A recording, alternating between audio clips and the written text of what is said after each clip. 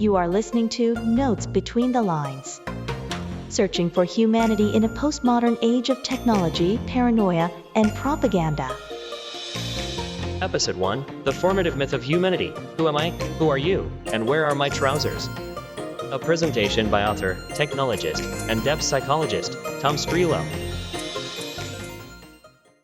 Mark Twain once proclaimed, "The two most important days in your life are the day you are born and the day you find out why."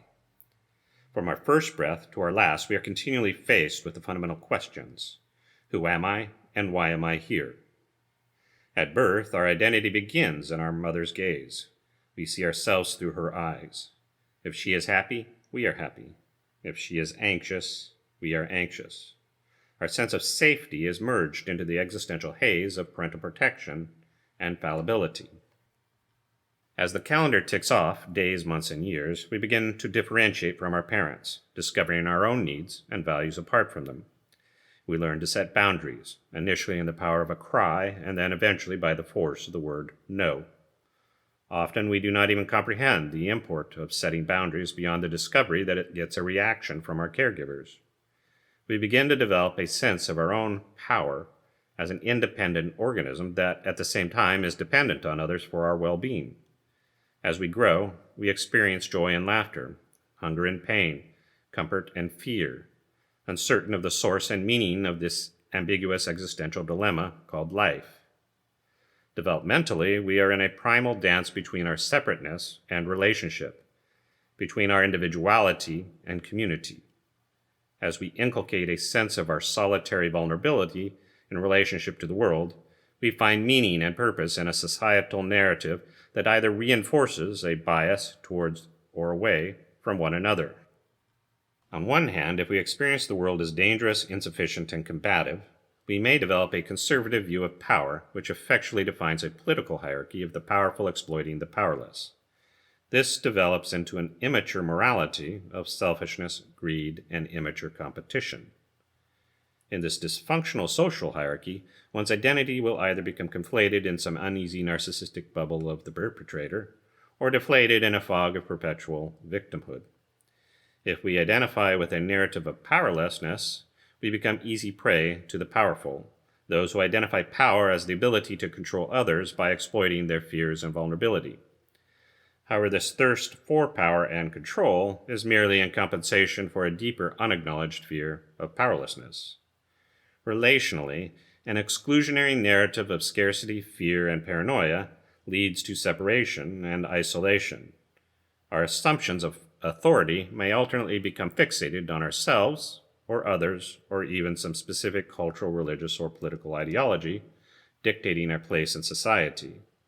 Our personal power and authority become objectified in a belief in our separateness, that we are forever alone in a dangerous world. On the other hand, if we experience the world as safe, adequate, and supportive, we may develop a liberal view of power based on the shared value of each member within the whole of society. This principal framework of security, competency, and symmetrical responsibility develops into a mature morality of compassion, generosity, and cooperation. In community, we see ourselves as adequate within a reasonable sense of our own capabilities, supported in our limitations by the capabilities of others, and replete in our own capacity to help others in need. We consider ourselves as committed participants, members of a larger organism, a community of diverse individuals with valuable skills and interests. Relationally, an inclusionary narrative of sufficiency, hope, and empowerment leads to cooperation and community. Our power and authority are internalized in a belief in our mutual responsibility towards the common good, inclusive of ourselves in relationship to others. Safety emerges from the adequacy of shared resources and accommodation. Thus, we have two diametrically opposed mythologies of humanity, one based on scarcity and the other based on sufficiency. And yet in practice, we innately hold them both in an uneasy detente within our psyches. There is a non-linear developmental path from the juvenile myth of our inadequacy and dependency to the adult myth of empowerment and interdependency. In life, there is one certainty. Growing up is hard, It takes time. It takes work. A 5-year-old child doesn't just decide one day to put on a suit and tie and head off to get a job as an aerospace engineer. Becoming emotionally, spiritually, and morally mature is no different.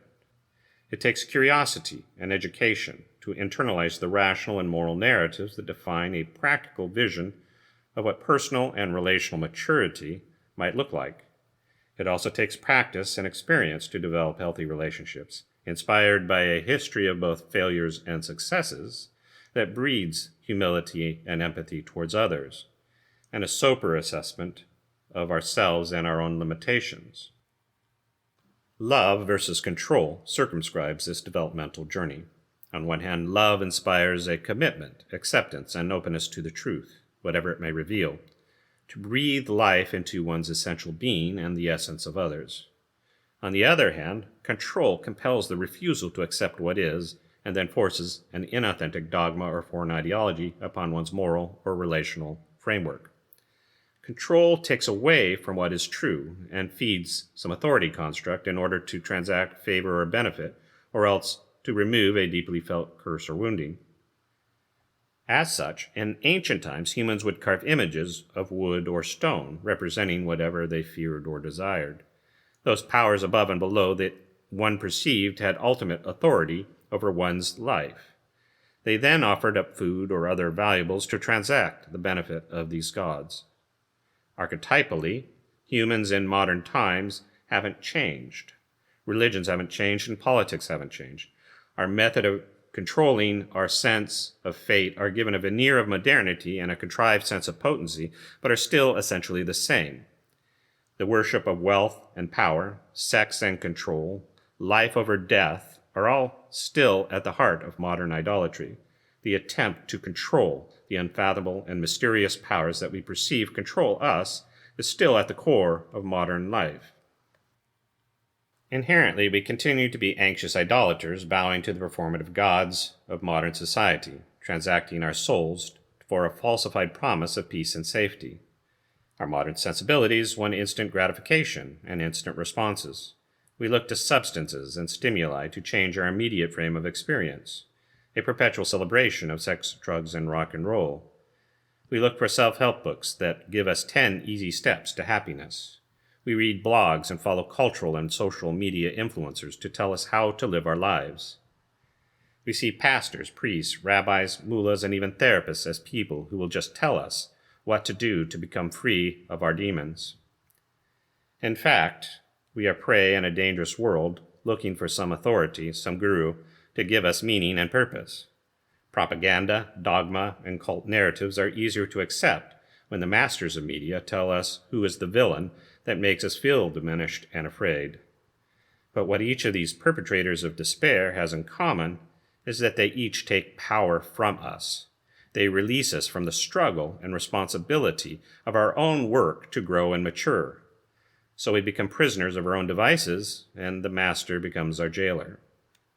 In the course of opening up our boundaries to others, to experience our authentic, empowered selves, it takes time and deliberate engagement with our own fear-based narratives to facilitate healing of our past woundings and acceptance of our vulnerabilities. Fundamentally, the landscape of our soul is suffused with festering pitfalls of past incongruities and woundings that prevent us from traversing directly and deliberately to some idealistic notion of adulthood. In our life's journey, we develop experiential triggers in response to our past woundings that habituate our response to stressful circumstances. Inevitably, we predictably and ineffectually repeat the same stories over and over. The deeper the wounding lies within our subconscious, the less choice we have in responding to these triggers. The force of existential terror, the monsters from deep within us, grow as we associate our vulnerability with violence, death, and destruction. We are driven to protect and to control our vulnerabilities at any and all cost, counterintuitively, even at the price of destroying ourselves in order to hide from them. The harrowing story of Nick Cutter is an American tale of a hard-working man with a simple dream of building a home in the woods, settling down, and marrying his girlfriend, Nimmy. However, the tale takes a dark turn when Nimi's jealous employer is unwilling to lose her hardworking employee to this anticipated idyllic life, and so she pays a local witch to curse Nick's work tool, his axe that he is using to build a woodland home for his beloved and himself. The next day, when Nick swings his axe to chop down a tree, he instead chops off his arm. Fortunately, a magical tinsmith is able to fashion a new functional arm for Nick out of tin. Nick goes back to pursuing his idyllic dream, only to cut off his other arm. The tinsmith again fashions a new prosthetic arm out of tin. Nick is undeterred. He is focused and determined to pursue his plan to build a house and marry Nimi. As the story continues, the cycle of self-destruction repeats itself, with Nick losing both his legs and his torso. Each body part in turn is replaced by the magical tinsmith. Finally, Nick swings the cursed axe, only to cut out his heart. This time the magical tinsmith is not able to fashion him a new heart. Without his heart, Nick's simple dream of an idyllic life with his beloved melts away, and he is left alone in the woods to rust away. In the end, Nick becomes a victim of a larger system of exploitation and greed that jealously guards its industrial machinations. He paradoxically loses himself within his obsession to attain a simple life, progressively sacrificing his body for a dream that was doomed to fail. In the human struggle to find a home, a place to feel safe, secure, and comfortable, we inevitably suffer frustration and disappointment. We begin to replace our vulnerable dreams with the artifice of impenetrable armor, a false identity. As we obsessively work towards a distant fantasy of a life of leisure, we progressively lose ourselves, never living an authentic life in the here and now. Thus, in the face of this perceived sense of adversity, we are continually faced with the fundamental question, who am I? However, our identity does not evolve hermetically in isolation, but rather it emerges in response to our vulnerabilities and in context to the quality of our relationships with family and community. Ultimately, the path to safety, our salvation from these intrinsic forces, cannot be dictated by an outside observer, but rather is founded in a unique personal narrative of what experiences make us feel unsafe or vulnerable. The journey to health and safety begins when we become honest with ourselves as to what these vulnerabilities are that we spend endless amounts of time and energy to protect. These insecurities ultimately knit together our personality strategies that define our identity. For a few, there may be some prior revelation or experience or self-reflection that enlightens them to what motivates their foremost fears. But for many, this remains hidden in the dark recesses of their subconscious, buried by their rational defenses, motivated by an overwhelming fear of facing one's fears.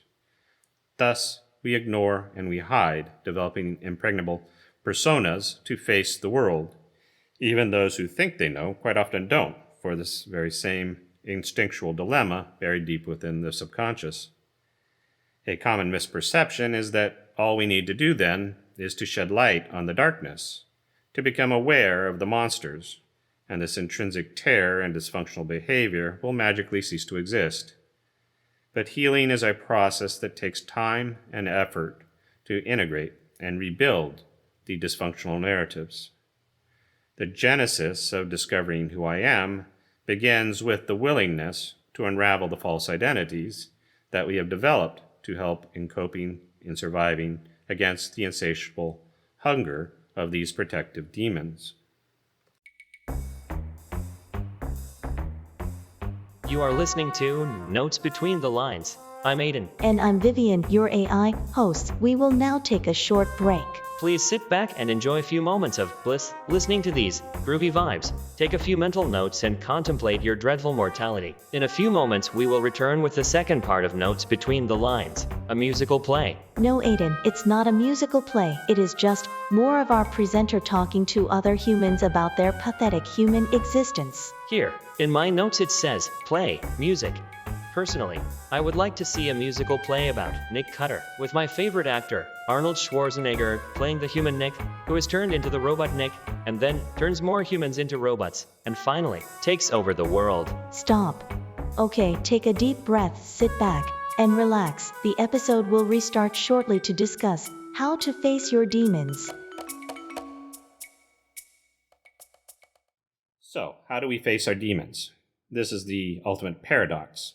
How do you undefend that which you are most invested in defending? That which makes the safety of the lie, the false self, more desirable, seemingly more powerful than the truth of the authentic self.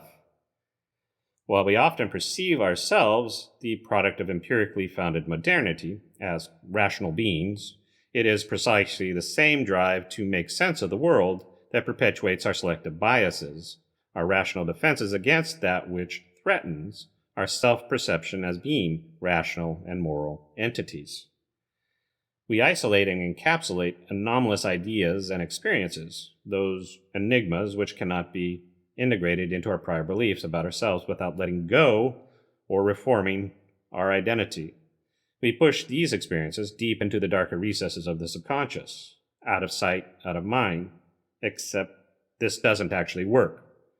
Rather than one integrated personality, a bastion of rationality and truth, we are actually fragmented beings, an aggregation of multiple subpersonalities, any of which may become dominant at any moment, triggered by some unintegrated narrative from the past.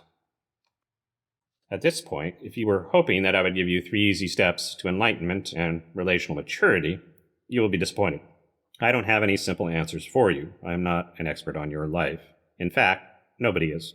However, as a fellow human being searching for answers, it is my intention in this series of presentations to build maps to a suggested destination of psychological health and well-being based on both contemporary and ancient studies on human nature. As such, a map does not fundamentally dictate a path. It merely shows the many possibilities. The traveler must choose their own path to their own subjective destination. In reality, there are many possible destinations, many dead ends, many roundabouts, and many directions to get somewhere other than where you stand now. Inevitably, many folks will choose to remain in the safety of some familiar whereabouts, regardless of a better future beyond the horizon, what Henry David Thoreau described as lives of quiet desperation, resigned to the continuity and predictability of a mundane life, lost to the potential of life's heartfelt adventures and concealed beyond unconscious despair. They never venture further than the portals of the castle walls they have built to protect themselves, and yet which also, paradoxically, constrain them. In contrast, the great mythologist Joseph Campbell encouraged each adventurer to follow their own call to fulfillment, explaining, "The heroic life is living the individual adventure. There is no security in following the call to adventure. Nothing is exciting if you know what the outcome is going to be. To refuse the call means stagnation. What you don't experience positively, you will experience negatively. You enter the forest at the darkest point, where there is no path. Where there is a way or path, it is someone else's path. You are not on your own path. If you follow someone else's way, you are not going to realize your potential." Some may already be on their own adventure to discover who they are. Others, while not ready now, may eventually respond to a deeper calling to adventure at a later time. While no path is prescribed and no solution solves every problem, this is resolved, as Campbell points out, if we each engage our own calling, our own dynamic path. In the previous story of Nick Cutter, he was left to rust away in the woods. His girlfriend had moved on and married another guy. His dreams are buried and gone. But that is not the end of Nick's story. Eventually, the time comes when Nick is called to a new adventure, set on a path to rediscover his heart. Initially, the focus of Nick's new journey is a powerful magician, a legendary wise man who can solve any problem. Nick trusts that the sage magician can give him a new heart. He joins 3 other adventurers who likewise hope that this sage magician can resolve their most fundamental vulnerabilities. As their journey unfolds, the team of adventurers encounter numerous trials and tribulations. In the course of these challenges, what they perceive to be their vulnerabilities unwittingly become their greatest strengths, as they work together to support one another down the colorful road they travel, ultimately bringing them to safety. However, when the adventurers finally reach the all-powerful wizard, they discover that he is a powerless fraud, hiding behind a false persona created to maintain power and control over his dominion, the Land of Oz, The wizard's real name is Oscar Diggs, or Oz for short. Oscar succumbs to his unveiling. Letting down his own false persona, he helps the adventurers realize that what they truly need was already deep within them, buried by their fears, doubts, and false expectations. What they were looking for, they already had. Nick realizes that he is more than just a tin man. While the dreams and expectations that had enveloped his earlier life ominously collapsed, buried beneath his tin armor is an authentic heart filled with genuine compassion and empathy. My opening screed is but a sketch of a much larger picture that requires a greater investment of time and intuitive engagement by the individual seeker. I am but a fellow adventurer, an artist, writer, technologist, and student of both depth and experiential psychologies. My focus has been on the spiritual quest to open up the deeper dimensions of the narrative psyche, the soul, in relationship to others and our essential humanity. There are certainly many other paths for the adventurer to explore to assist them on their journey. My specific bias, based on training and background as a psychotherapist, is in depth psychology, as well as creative arts and drama therapies. As such, I have endeavored to engage the non-rational channels of transformation through intuitive and embodied techniques already embedded in the psyche, as well as in culture and society. There are many other types of therapists and techniques that may facilitate opening up the personal narrative and experience of the individual, which one may explore. Historically, there is also the individual path of the spiritual quest, the hero's journey into the calling of the unknown, archetypally wandering down the untrodden path, stepping beyond one's fears and expectations.